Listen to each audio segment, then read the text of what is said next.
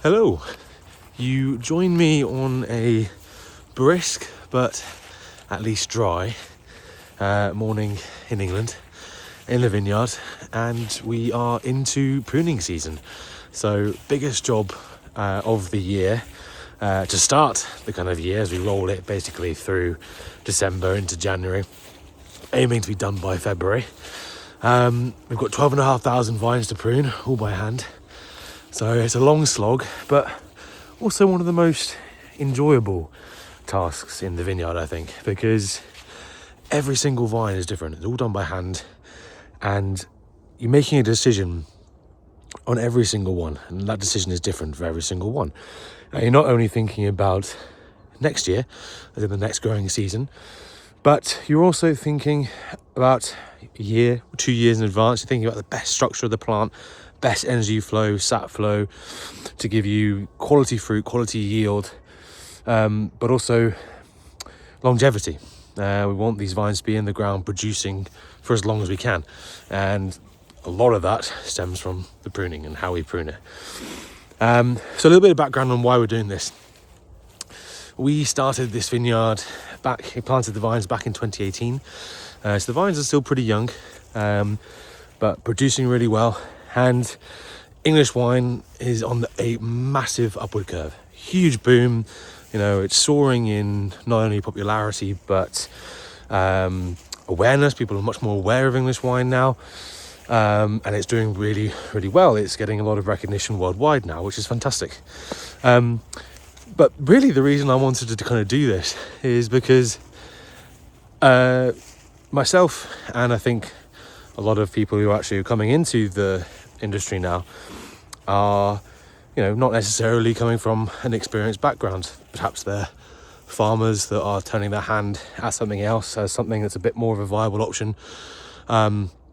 In the context of where we are now in a political landscape, farming is difficult, but also it's a more commercially viable option to plant vines now because they are doing well.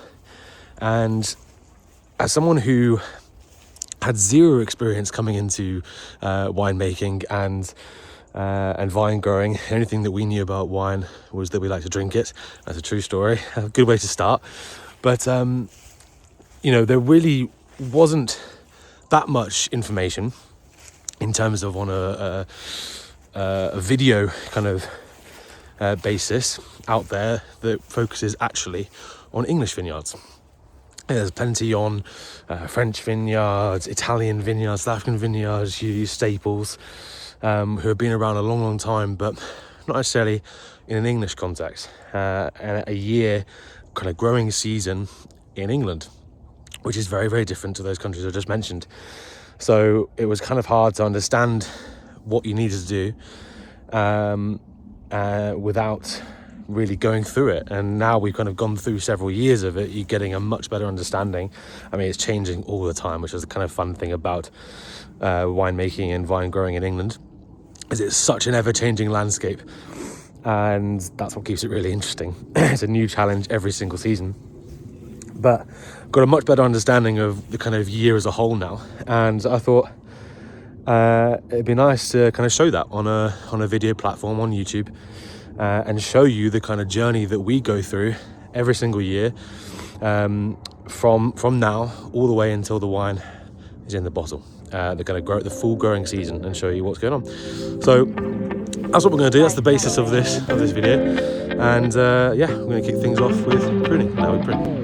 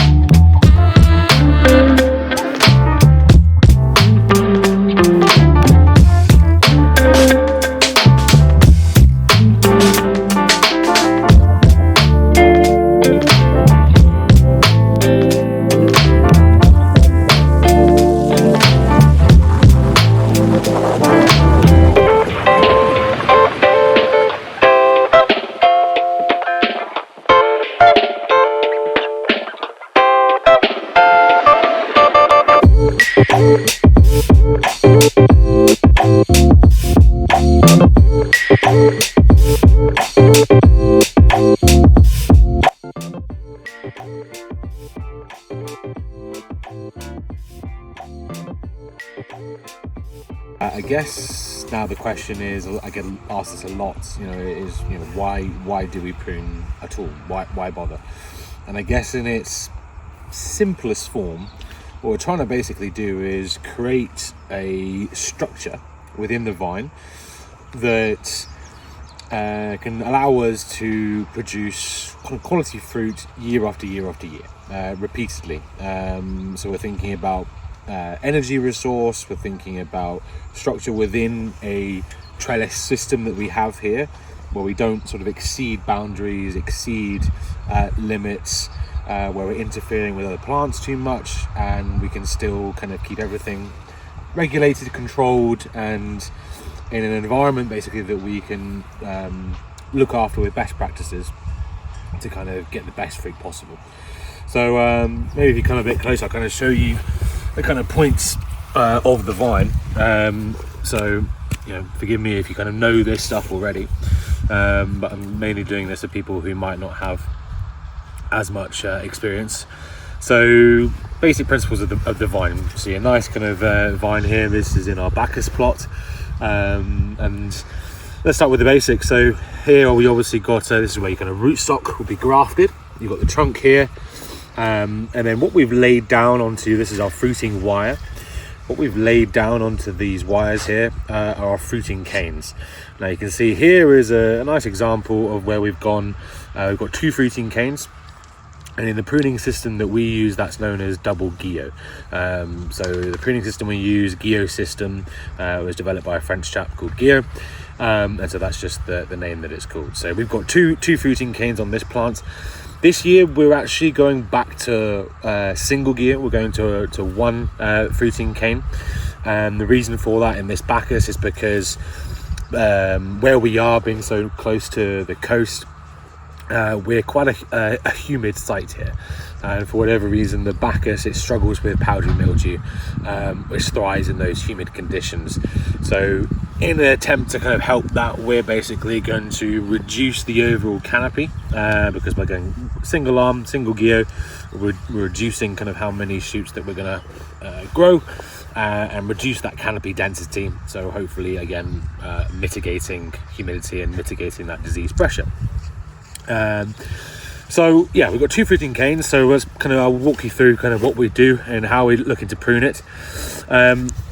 The first thing to talk about is get rid of stuff down here. There's a dog in there. He comes to prune with us. Always need to have a vineyard dog with you pruning. It's essential. So anything kind of growing down here, you can clear up and get rid of. Key would be one to get rid of. Always leave, whenever you're cutting, you always leave what we call dieback space. It's particularly important when you're cutting anything around the trunk. And the general rule would be kind of cut. If something is, say, this cane thick, you want to leave probably at least double the width of that cane in terms of dieback. So that's that thick. I'm going to leave kind of at least that much space to die back, particularly for the trunk, because if we cut anything kind of flush down here, it's going to die right back into that trunk there, and it's going to cause a blockage of sap flow. And sap flow is what we're all about here. So we're all about trying to kind of get the best structure of the plant that follows its natural sap flow. So you think like this: the sap flows up here and it branches either side like that. It's like a tree. So we're kind of getting those sap flow, and we always want to be following that natural sap flow when we think about how we're pruning, because that's going to create the least kind of path of resistance, get the most energy either side, either way, whichever way we're going. That's what we want to be looking at doing.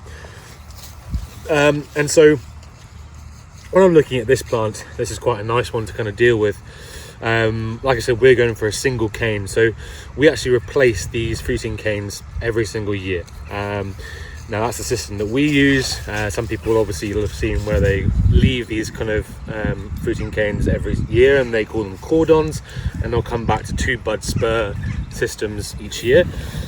For us in the UK, predominantly we replace the fruiting canes every single year.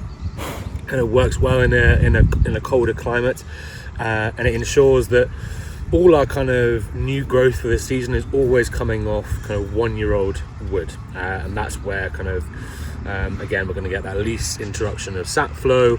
We're going to get all the kind of carbohydrates, the energy that we've stored in this 1 year fruiting cane, and the vine can pull from those and put it into this year's fruiting cane. So when we're looking at this one, what we want to first establish is the kind of direction and the flow of what we're going to go with for this year. So like I said, we're going for single arm this year, single geo, and for some of the plants that we already did that in this block. Last year we kind of went up the hill. This year we're trying to go back down the hill where possible, because we want to kind of alternate the sap flow in the plant. We don't always want to be going off the same direction and building it, because this side will become neglected. So we want to kind of alternate that and keep everything balanced, if you like. So when looking at this, other kind of terms we want to be looking at we want to be looking for spurs. So spurs are what we kind of leave with the hope that we're going to generate a structure that we can pull from every single year. So this is actually a good example, because this does not have any spurs that we left. It just has 2 fruiting canes. So we didn't have a good spur option last year that we could pull from this year. So immediately, kind of where you want to find spurs is you follow this sap flow up like your knuckles, and if there's anything growing here, like the first thing you kind of hit with your knuckles, they could be spur candidates. That's the first thing that sap flow hits. And it's what we're looking for in a spur is something that's sort of following the line of our trellis system, and it's going to have good position, good sap flow, and it's going to be in a good height zone, sort of somewhere around this sort of height here, about sort of a good fist's width below, that we can kind of come back to every year and regenerate and pull a cane and pull another spur from. So if I use an example here, which you might have to come close at for, this was the only one on this particular plant that I can show you that kind of could be considered what we'd use as a spur. So if you look here at this cane that was left, cane that's grown over the summer, we follow up here, we hit the knuckles here, imagine the sap's flowing, hits through here. Okay, so what we're looking to leave with the spur is we're looking to leave 2 buds, under and over. Now the reason for that is, if you can picture this, that bud underneath is going to grow something like that, and then this one on the top is going to grow something like that. So come fast forward a year and we come to this exact same scenario next year, hopefully that will have grown there and that will have grown over the top like that. So that could be a potential candidate that we then lay down as our fruiting cane next year, and this, the one that's grown here, can be our potential spur again the following year. So we'd cut that back to 2 buds again, and we'd lay that one down, and we continue doing that, hopefully, if everything goes to plan, and we get this kind of branching effect. So you get that constant kind of flow of energy and stored carbohydrates in this zone here. Hello. So that's what I'm looking for, something like that. Now this is kind of getting a little bit too high, but it's not bad. It's, you know, not a bad spur option. And if we're taking a cane off this side, the other thing to bear in mind is we always kind of want our spur below. Let's say if we took that as a cane option for this year to lay down, we always want the spur below, because the sap is going to come through here, it's going to go into this spur first, and then it's going to flow into this cane.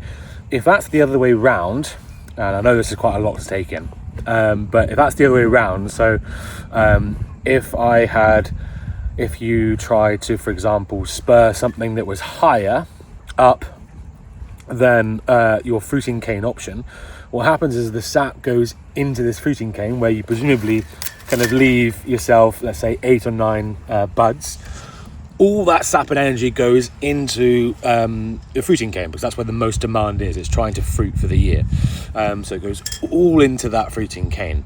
And then it doesn't get up to this spur.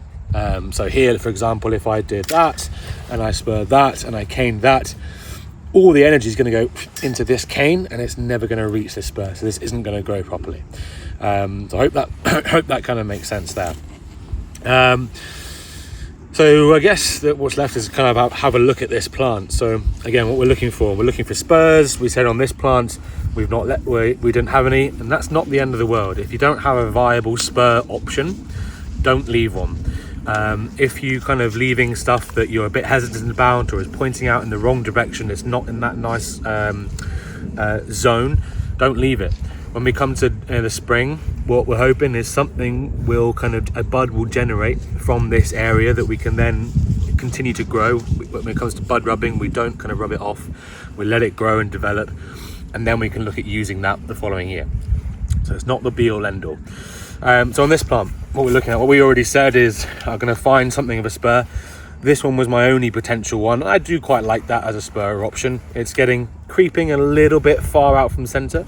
Remember when we're talking about the vine, we always want to try and bring stuff back towards center where possible, so we're not exceeding into the other plant's boundaries. We always want to kind of come back to this sort of regenerative area. Always think of this as the regenerative area. So this is your crown zone here.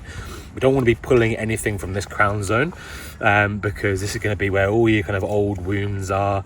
Not very good sap flow because it doesn't like coming up through the middle or something like that. It always likes to come off like a branching angle. So always think of that sap flow. So here comes up, sap's flowing nicely. I've got a nice potential underneath option, 1 and 2 buds. So I'll have a look at spurring that as my first option. Now I know that we've got kind of 2 potential cane options here, 2 potential cane options here that are nice and fairly close back to the center. So I was always just going to go ahead straight away, again leaving plenty of space for that to die back, because we don't want to cut it flush and it die back into our fruiting cane, because they're not going to grow. So I can get rid of all of those and clean those up straight away, and that just makes your life a lot easier. If you're not experienced in the pruning, it makes things a lot easier to kind of see and identify what's going on. Okay, now the other thing that we didn't speak about is how do you know kind of how many buds you're leaving for this year? How far are you pruning it back? That's something that you need to determine before actually coming and doing the pruning, and we do that by something called a charge count. Now, a charge count, in its simplest term, is basically kind of like a score for the vine. So you look at each vine, and again, each vine will always present you with a different picture, and you score that vine. And the way we do that is we look at the size of the canes that have grown each year. So if you've got something that is kind of good, kind of pencil thickness is always an odd term, because they're always a bit thicker than a pencil really, but kind of pencil thickness or slightly more, and it's grown healthily all the way to the top of above the trellis system, you give that a score of 1. Anything that was kind of thicker than that, big thick cane, we call bull canes, you give a score of 2, or anything really thick, you score a 3. Anything that's kind of grown maybe somewhere around here, a shorter shoot, half a point. Anything that's down here and is really not looking great, you score it 0. Add that up, and that's your total for the vine. So let's say that this vine had a score of 11 overall, counting into everything we've taken in. That's telling me that in its current state, the vine is potentially capable of doing 11 good healthy canes. So we want to prune accordingly. Now we might allow for kind of 2 extra because we want to kind of see what the potential balance of the vine is. It's always about finding the balance of the vine year on year. So we might go to 13 buds, for example, just to kind of find that balance. And next year when we come round and we can see, okay, it has grown 13 really well, okay, maybe we can push that a little bit further until one day we will find where the kind of limit of where this vine is at in its current point in time. In this particular block, we kind of worked out that the average we were getting across all, we take loads of different samples across all the block. Majority of them we were averaging about 9, a score of 9 to 10 buds. So with our kind of fruiting cane, that means that we're going to leave 9 buds on the fruiting cane, And again, if we can, we're always going to leave that 2 bud spur, so we're going to go to 10, 11 buds total. So again, we're just expanding it just that little bit to kind of, again, find that sort of balance of the plant. So that's how I'm going to leave, that's how many buds I'm going to leave. So on my fruiting cane, for example, I'm going to go 1, 2, 3, 4, 5, 6, 7, 8, 9, and I'll cut it up above that 9th bud there, again leaving space for dieback. Okay, so we've identified our spur, so now we need to identify our cane. And what I said in the early stage was I wanted to potentially go back down the hill this year. So immediately we'd be looking at probably one of these 2 as our options. Again, here we've got really nice sap flow straight up through here. We're pulling off 1-year-old wood, so we're gonna have a nice store of carbohydrates. Here, if we check this one here, we've got 1, 2, 3, 4, 5, 6, 7, 8, 9, and we can easily fit 9 buds onto a fruiting cane and lay it down without interfering with the following plant. So I like the look of that, and you just want to check, always check that it's alive. See that you'll have a bit of a green where the sap is still flowing through there, so you'll know it's alive. So I like that a lot as a fruiting cane. If you wanted to, if this one didn't, for example, exist, you could look at this side and you could pull from here.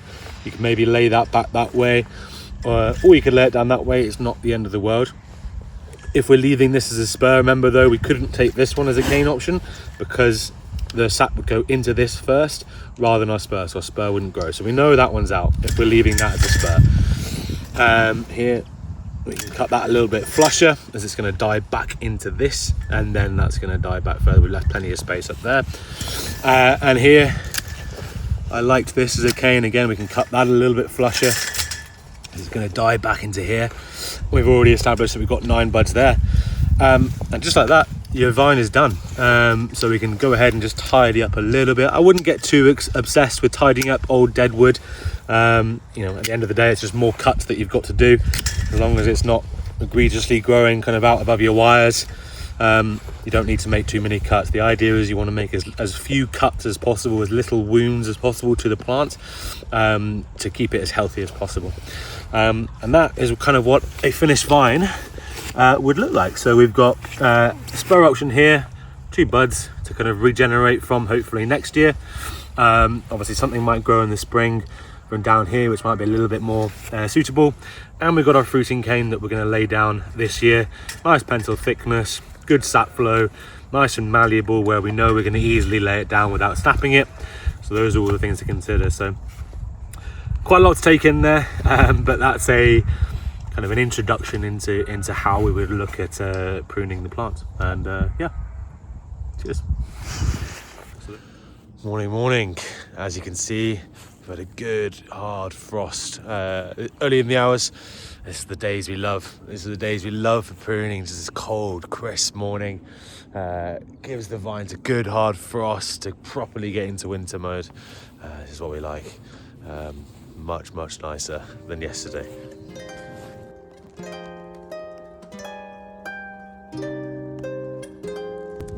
Well, what started as a nice day looks like it might be turning a bit. So if that hits, we're going in and getting that coffee quick. When the rain comes in, it comes in heavy. It's time to just call it a day on the pruning for a little bit and go get a coffee instead. So let's go and do that.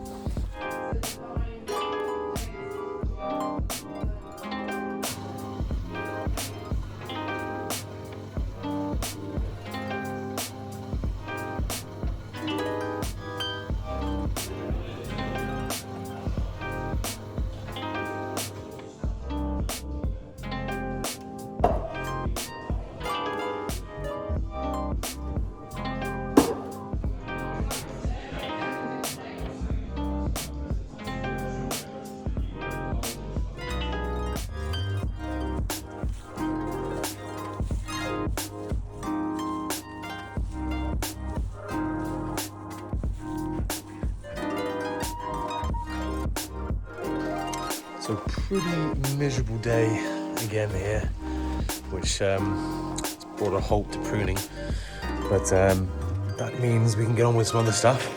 So a few things going on in here. This is the tractor barn. You can see our lovely little Citroen C1 van. I think it is a C1 van.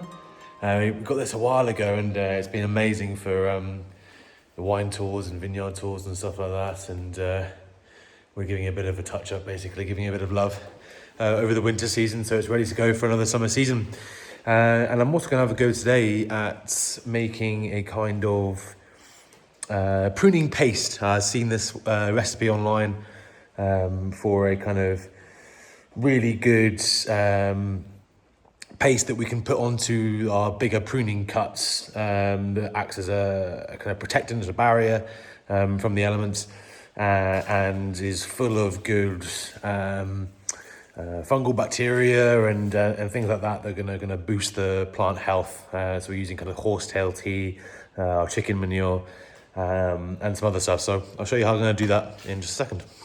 So all I'm doing here is collecting some fresh chicken manure, transferring it into a large container and giving it a good mix, ready to add all our other ingredients.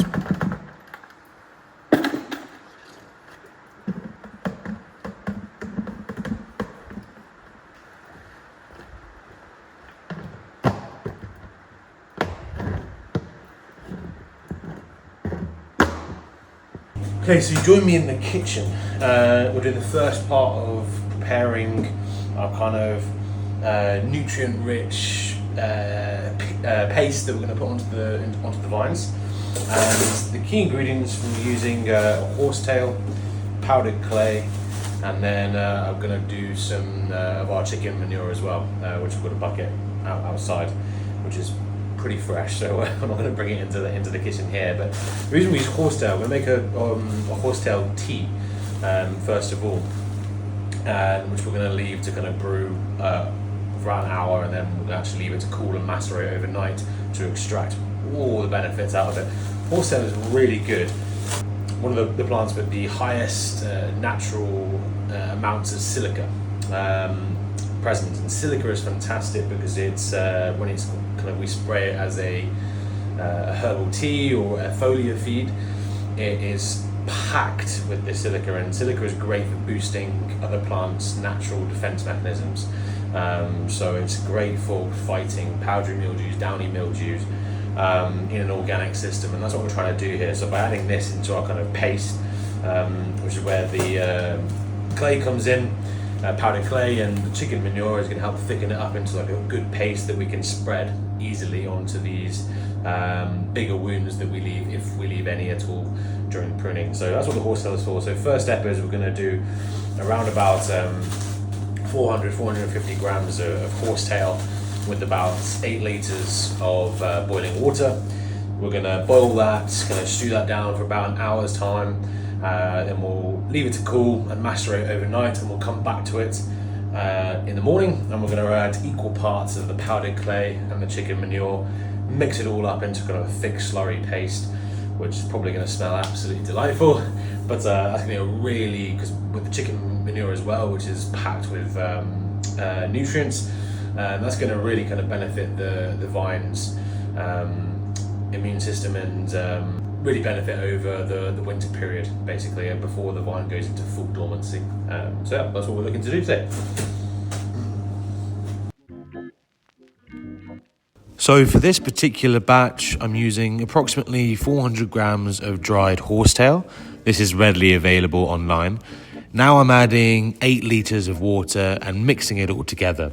I'm going to put this onto a fairly high heat for about an hour to make a tea. Then we're going to leave it overnight to macerate. In the morning, I'll come back and add equal parts powdered clay and chicken manure to thicken it all up, and I'll show you it in action.